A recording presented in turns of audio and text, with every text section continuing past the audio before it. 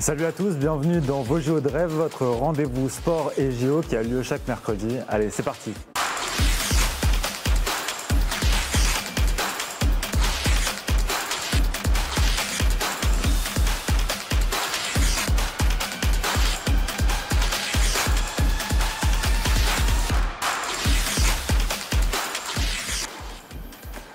Salut Antoine. Salut Thomas. Ça va, tu vas bien? Nickel, en pleine forme. Aujourd'hui, on va parler de cyclisme sur piste.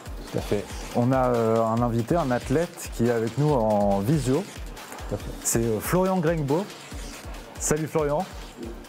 Bonjour, quel plaisir d'être parmi vous, j'espère que vous allez bien. Salut Florian. Ça va très bien, merci. Donc on est à J-93 des JO. Comment tu te sens? Je me sens bien, je prépare les choses sereinement. Donc non, là ça prend encore plus de sens, ça donne juste envie de s'entraîner.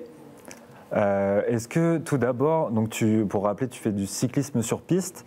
Est-ce que pour que les gens visualisent bien cette discipline, tu peux nous l'expliquer? Ouais, ta discipline, la vitesse par équipe. Ouais. Alors déjà, il faut recontextualiser, qu'est-ce que c'est la piste? Un anneau en bois, 250 mètres, incliné à 45 degrés. Et je ne sais pas si vous avez déjà vu, mais ils ont tous des grosses cuisses.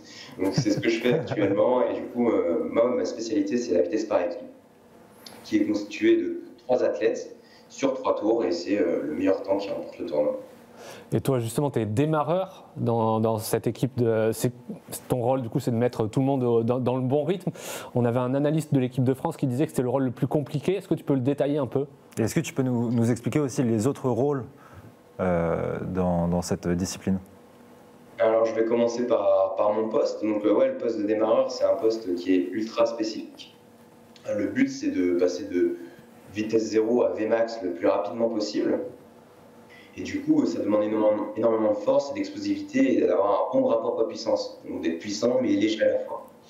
Les 2 autres postes sont un peu plus différents. Du coup, on part à 3. Moi, je fais un tour avec mes 2 coéquipiers qui sont derrière. Le deuxième, je m'écarte. Le deuxième et le troisième font un tour. Le deuxième s'écarte et le troisième fait un dernier tour. Et du coup, le chrono est pris sur le troisième. La spécificité des 2 autres athlètes, c'est qu'eux, ils vont accélérer dans une vitesse déjà élevée sur un sprint lancé. Et le troisième homme, lui, va plutôt avoir une qualité de résistance. Donc c'est pour ça que le poste de démarreur est très très spécifique parce qu'il y a aussi une partie technique avec le départ. Parce qu'on est maintenu dans ce qu'on appelle une boîte, comme un starting block en athlétisme. Et du coup, on peut faire des faux départs ou des choses comme ça. Donc, c'est un poste qui est quand même important. Ce qui est impressionnant quand on voit les images, c'est le démarrage.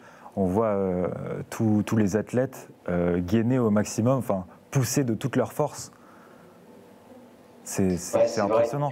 C'est vrai que la partie du départ, c'est purement de la puissance et de la force. Donc, c'est très musculaire. C'est un sport qui est très, très, très musculaire.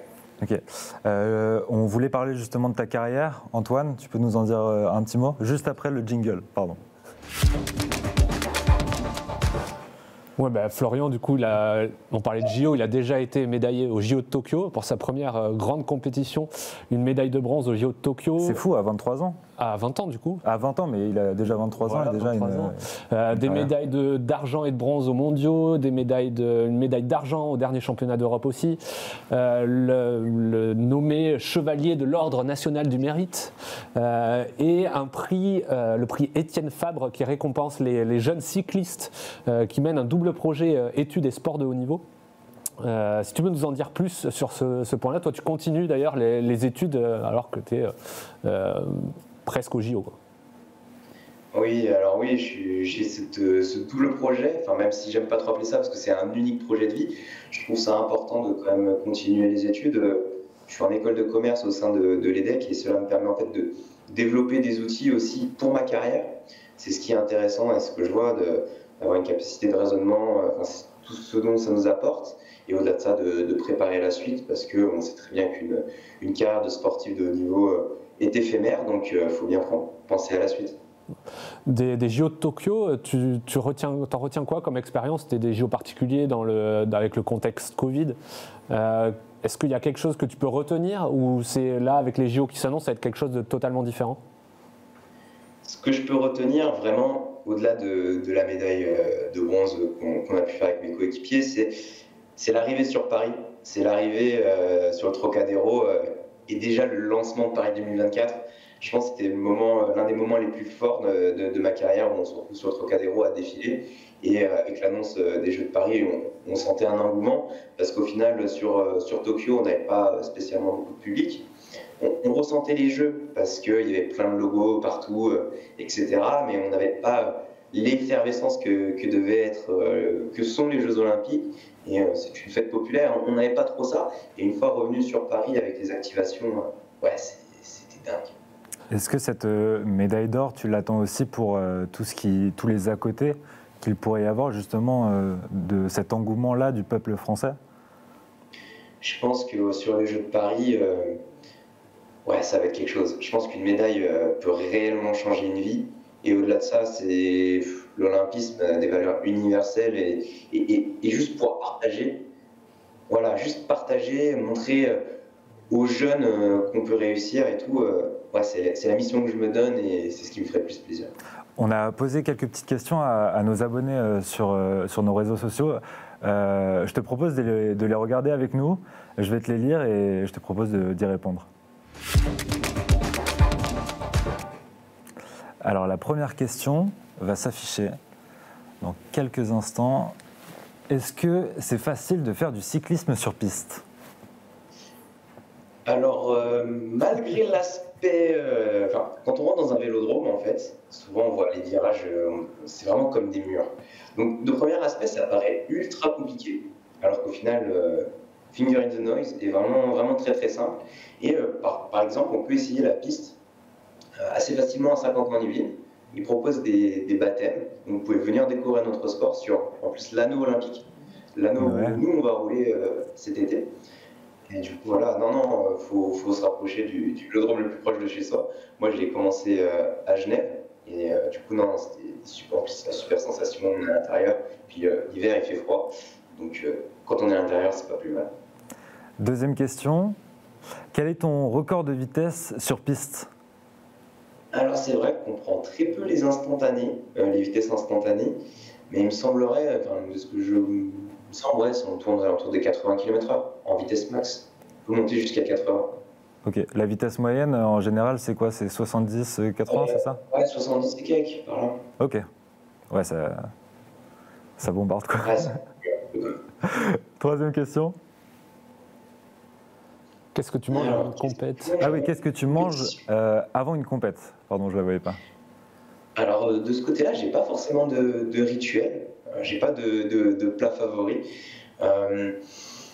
J'aime bien manger, ouais, quand même un peu de riz, un petit peu de poulet, un truc assez simple qui se digère bien et qui me permet de bien dormir et assez facilement.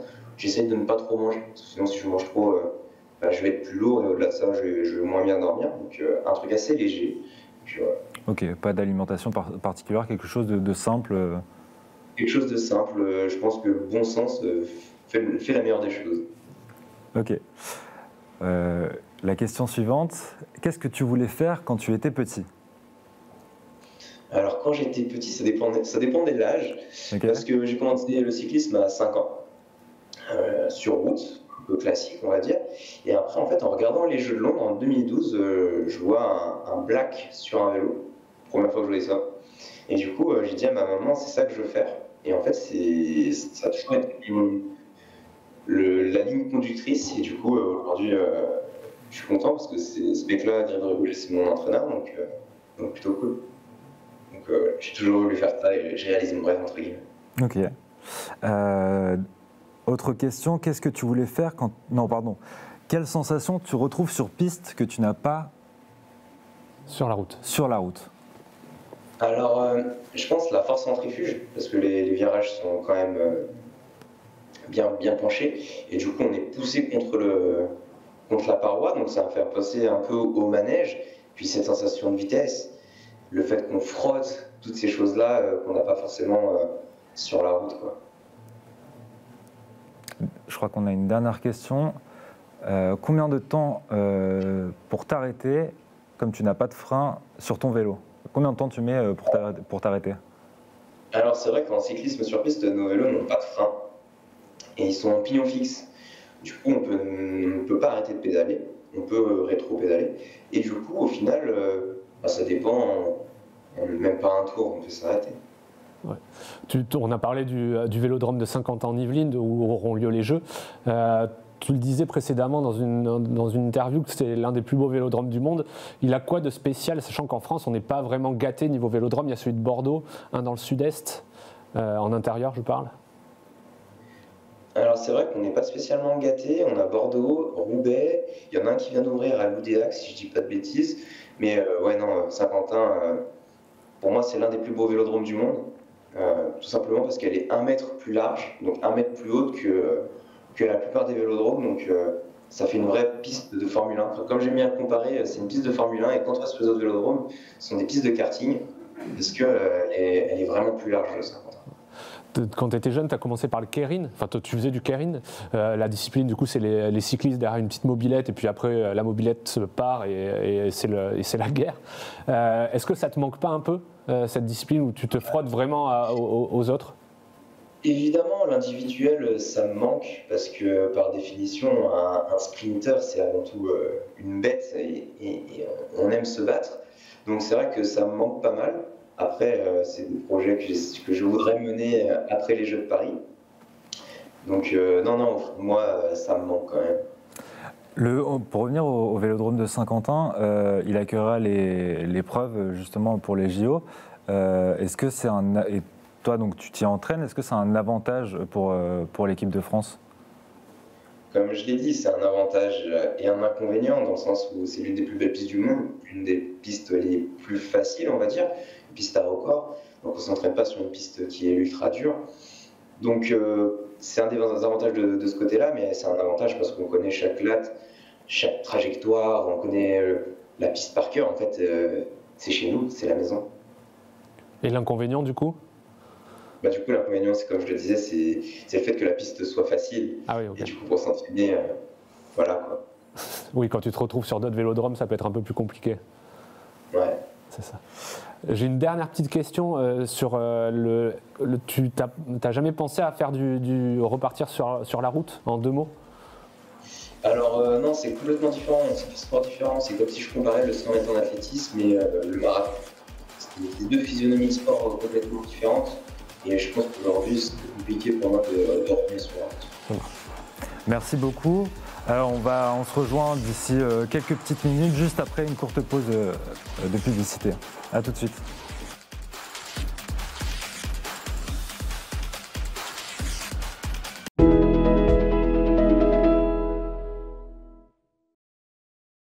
On se retrouve dans vos JO de rêve.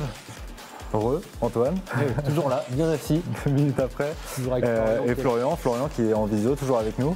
Voilà. Ça va? On t'entend bien? On va parler bien évidemment de cyclisme sur piste, toujours dans cette deuxième partie. Mais avant ça, on va revenir sur une actu sport et du rugby féminin. Tout à fait. C'est le match qu'on attend un peu tous, le France-Angleterre. Toujours, les France-Angleterre sont toujours géniaux. Et là, un France-Angleterre qui va décider du vainqueur du tournoi Destination, c'est encore plus fantastique. C'est dans rugby féminin. Le tournoi Destination va se clôturer ce week-end avec donc un France-Angleterre, un crunch où le vainqueur de ce match réalisera le Grand Chelem et remportera donc ce tournoi. Alors, la France n'est pas franchement favorite. Ça fait depuis 2018 qu'on n'a pas battu l'Angleterre dans le tournoi. Donc, ça va s'annoncer compliqué, mais on a un avantage, c'est que ça va se jouer à Bordeaux, dans un stade qui sonnera plein ou presque. En tout cas, il y aura plus de 25 000 personnes, ce qui est un record pour du rugby féminin en France. Les spectateurs pourront notamment voir Anne-Cécile Ciofani qui a fait du rugby à 7 et qui a été désignée meilleure joueuse du monde il y a quelques années, qui a été médaillée olympique. Elle sera dans le rugby à 15 cette fois. Et puis il y aura donc plus de 25 000, c'est un record, mais moins que ce qu'il y a en Angleterre, parce que l'année dernière à Twickenham, il y avait quasiment 60 000 spectateurs pour assister au au Angleterre-France. Les Bleus n'ont plus qu'à prendre exemple sur les U20, les petites Françaises, les Bleuettes, ont mis 74-0 à l'Angleterre le week-end dernier. Florian, là on parle de rugby féminin. Est-ce que toi tu suis du sport en parallèle de ta discipline? Ouais, je suis quelque peu certains sports, en fait, plus pour la culture générale de sportif. Mais ouais, non, j'essaie de suivre un petit peu, quoi. Ok, par exemple, quel sport est-ce que tu regardes? Ouais, notamment le rugby par rapport à la Coupe du Monde et que c'était fou et que c'était dans le coin. Après, le cyclisme classique, je peux te dire, ouais, ce serait les deux sports que je suis le plus. Et je supporte mon équipe de cœur, qui est la JL Bourg-en-Bresse, sur l'Eurocup. Voilà. On continue sur les JO, on va parler des actus des qualifs de la semaine et notamment du para-badminton. Donc la liste des athlètes de para-badminton vient d'être dévoilée. On a notamment donc Meryl Lockett, Faustine Noël, David Toupe, Lucas Mazur, Thomas Jacobs, Charles Noakes, Maude Lefort et Meryl Lockett qui sont donc qualifiés, sont sur la liste des athlètes qualifiés voilà, pour avec de grandes chances de médailles. Certains d'entre eux ont remporté pas mal de médailles lors des mondiaux. Donc on devrait avoir quelques médailles en para-badminton lors de ces Jeux paralympiques aussi. Et puis du coup, les paras, toi, tu suis un peu aussi ou c'est un peu plus compliqué, notamment en cyclisme sur piste, le potentiel français est assez énorme aussi. Ouais, le potentiel est assez énorme. Quand on voit les résultats qu'ils ont fait sur les derniers championnats du monde, ça semble ultra intéressant. Là, je pense aussi à Lucas Mazur sur le para-badminton que j'avais suivi sur l'édition Tokyo. Voilà. Toi, lors des derniers championnats d'Europe, du coup, on en parlait en introduction, vous avez terminé à la 2e place. Et alors, on va parler d'un point qui fâche. Florian Rousseau, du coup, la légende du cyclisme sur piste français, t'avais un peu démonté en remettant un peu en cause ton investissement. T'as pris comment ces critiques-là à ce moment-là, surtout après une médaille? Comment on le vit? Je pense qu'on le vit pas spécialement bien parce que c'est des choses que j'ai vues dans les médias, quoi. Et au-delà de ça, je pense c'est compliqué de faire un constat juste avec une seule vision. Pour moi, il y a eu d'autres problématiques qui ont entraîné le fait que je puisse m'entraîner correctement. Et au-delà de ça, quand on est enfermé dans une bulle et une spirale négative autour de nous, ça reste compliqué d'aller à l'entraînement tous les jours avec le sourire. Donc voilà, je pense que c'est surtout ça qu'il faut retenir et que j'ai appris sur moi sur ces instants-là. Je pense qu'il y a d'autres choses qu'il faudrait penser, dans le sens où là je repense à ma blessure et tout le travail que j'ai fourni jusqu'à redevenir démarreur de l'équipe de France. Et derrière, il y a eu un moment de flottement. Je pense qu'il y a eu quelques problématiques managériales au sein du cyclisme sur piste. Est-ce qu'il y a eu des évolutions depuis ces critiques-là, depuis les derniers championnats d'Europe? Des évolutions, je ne sais pas. Je pense que c'est plus des prises de conscience et maintenant, on n'a plus le temps de discuter de sujets comme ça. On doit juste travailler pour aller chercher la plus belle des médailles. Donc c'est vrai qu'il faut obstruer cette négativité pour rester positif et avancer.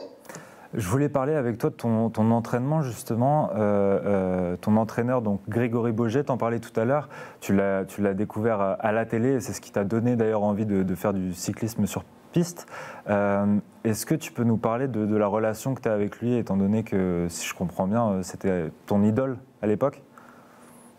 Alors forcément, ce sont des choses, les sportifs ont un ego très développé, donc je pense qu'il y a quand même pas mal de friction, mais au-delà de ça, je pense qu'il y a quand même un partage d'expérience qui est intéressant. Après, la relation qu'on a, c'est entraîneur-entraîné, donc vers une vision, c'est d'aller faire des médailles. Après, derrière, voilà quoi. En parlant de médailles, il manque quoi à l'équipe de France pour aller titiller, pour chercher l'or, quoi, et titiller les plus grosses nations, même si vous en faites partie, mais que sont l'Australie, les Pays-Bas, la Grande-Bretagne? Je pense qu'il manque de confiance un petit peu, que ce soit entre nous, entre les athlètes, entre le staff athlète.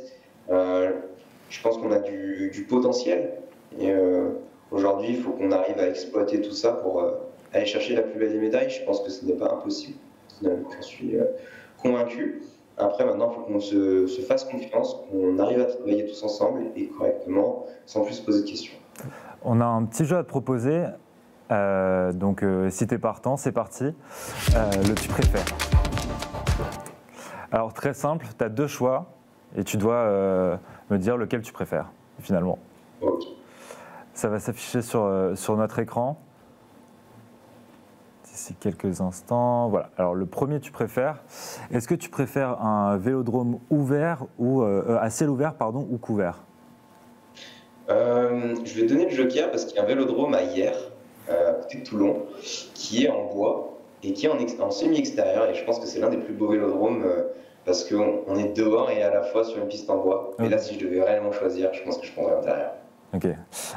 Vivre jusqu'à. Donc, le prochain va. Voilà, il arrive. Vivre jusqu'à 100 ans sans médaille ou gagner l'or et mourir. Le dilemme. Ah, je ne saurais pas choisir. Je pense qu'en tant que sportif, je me dois de choisir l'or. Ok. Le troisième, faire absolument tous les trajets à vélo toute ta vie, donc même pour te doucher, etc., ou arrêter complètement le vélo. Arrêter complètement le vélo. Ouais, simple, c'est radical, mais en même temps le plus pratique finalement. C'est vrai. Plus pratique. On en a un autre, voilà. La victoire du PSG en Ligue des Champions ou un titre olympique? Ça dépend si je dois être égoïste ou. Je suis égoïste, c'est ma performance avant tout. Oui, bien sûr. Donc la médaille d'or. Ok. Alors, le vélodrome ou le vélodrome. Donc, sachant qu'il y en a un, donc le vélodrome de cyclisme sur piste et le vélodrome de Marseille. Lequel tu choisis? Sachant que le vélodrome de Marseille, avant, il y a quelques années, mais il y a très très longtemps, c'était un vélodrome de cyclisme sur piste. Ouais. Mais il n'y a plus de vélo. Le vélodrome de Saint-Quentin à Marseille, peut-être. Voilà. Ok. Il nous en reste un. Sapferg ou Nas?